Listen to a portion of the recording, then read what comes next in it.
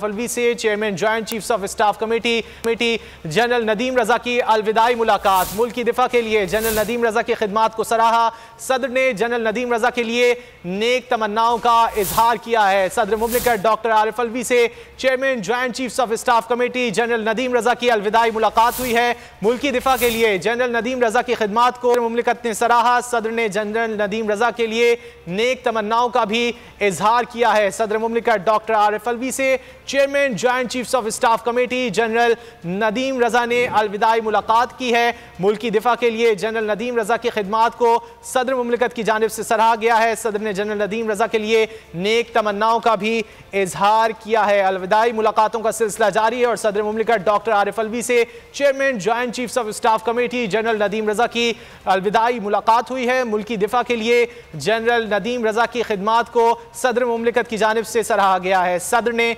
General Nadeem की लिए नेक तमन्नाओं का भी इजहार किया है। अगर आपको ये वीडियो पसंद आए तो लाइक पर क्लिक करें। बोल जो कि हकीकी सहाफत के सफर पे गामजन है। बोल ने बता दिया है कि किसी किस्म का कोई दबाव बर्दाश्त नहीं किया जाएगा। बोल वो वाहिद इदारा है जो अपने एम्प्लॉयज के लिए खड़ा होता है, हकीकी सहाफत के लिए, क्योंकि बोल है हक और सच के साथ। ये पाकिस्तान में पहली दफा हुआ है कि बोल न्यूज ने रिकॉर्ड बनाए हैं।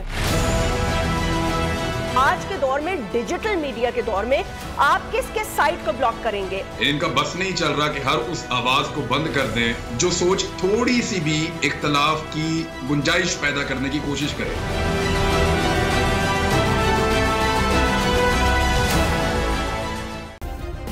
सब्सक्राइब करें और बेल दबाएं ताकि कोई खबर रह न जाए।